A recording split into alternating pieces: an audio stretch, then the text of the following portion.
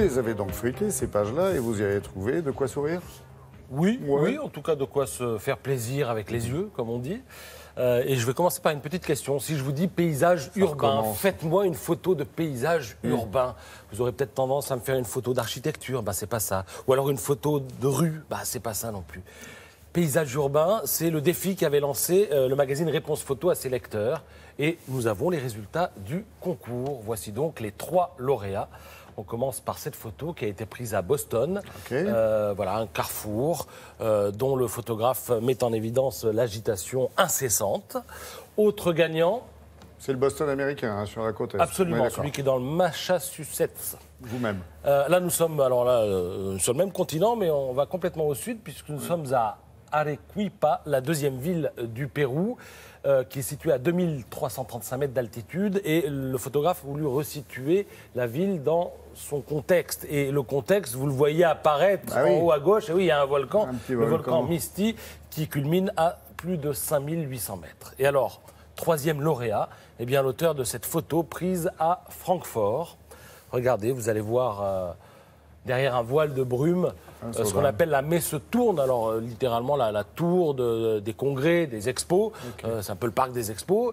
Et Au milieu avec des cet espaces arbre verts, là, qui au surgissent premier plan. autour, ouais. Et quand j'ai vu ça, j'étais stupéfait parce que ça m'a rappelé une photo que j'ai vue dans une exposition. Et alors j'ai vérifié, C'est une c'est fusée, toujours en ouvert. Guyane, non C'est au musée d'armes, au musée de la photo de Mougins, D'accord. dans l'arrière-pays niçois. En ce moment est exposé Mitch Epstein et son exposition s'intitule New York Trees, les arbres de New York. Il a photographié les arbres les plus extraordinaires des 5 quartiers de New York. Voilà, ça m'a fait, il y a eu un effet miroir et je voulais donc vous signaler que l'exposition du coup est toujours accessible. J'ai vérifié il y a quelques minutes. Alors pour en revenir au concours de réponses photo, Oui. le magazine est sympa parce qu'il publie aussi ceux qui, regardez en haut à Ah, ils gauche, sont pas passés ne loin. sont pas passés loin. Voilà, donc ils auraient pu gagner, mais ils n'ont pas gagné. En tout cas, ça nous fait de belles photos et j'aime beaucoup celle en haut à droite qui a été prise à Marseille.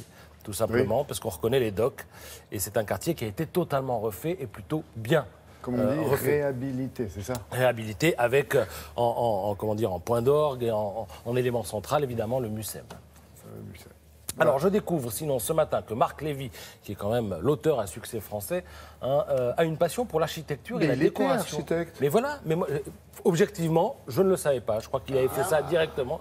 Il a été architecte au point de cofonder un cabinet d'architecture en 91 et une société de design de mobilier de bureau en 1993. Alors, il parle de ça, mais il parle aussi du reste. Il dit, moi, si j'avais l'oreille du président de la République, je le supplierais de mettre un terme aux arrêtés qui interdisent de porter secours aux réfugiés, notamment en distribuant de la nourriture gratuite. De telles choses sont indignes de l'idée que je me fais de la France. Voilà ce qu'il dit dans une interview assez longue qu'il accorde au magazine NDA, New Design d'architecture et d'aménagement, dont je vous montre la couverture puisque c'est la dernière livraison. Voilà, on y parle beaucoup évidemment d'architecture et de temps en temps un peu du reste, comme on le voit avec cette interview de Marc Lévy. Puisqu'on parle d'architecture, je voudrais vous signaler l'émergence. Il est sorti de terre d'un nouveau bâtiment qui va compter, puisqu'il s'agit de la Fondation Botín. Alors la Fondation Botín, c'est quoi? C'est une fondation qui est liée à la première banque d'Espagne et elle ouvre, et c'est pour ça que je vous le montre, un centre culturel qui va attirer du monde à Santander, donc dans le nord de l'Espagne. L'architecte qui a imaginé ce bâtiment, c'est Renzo Piano.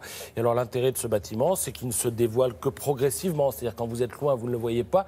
Et de plus près, il faut vraiment s'approcher, parce que tout a été calculé pour que la hauteur du bâtiment ne dépasse pas celle des arbres voisins, dont vous voyez quelques feuillages sur la droite. Alors à l'intérieur, il y a un auditorium. Il y a aussi la collection Botín, parce que la banque a acquis plus de 200 œuvres d'art. Et Santander, précise l'article de La Croix ce matin, est la ville espagnole qui compte le plus de collectionneurs d'art contemporain. Pourquoi? Mystère, en tout cas, c'est une info, elle est dans La Croix ce matin.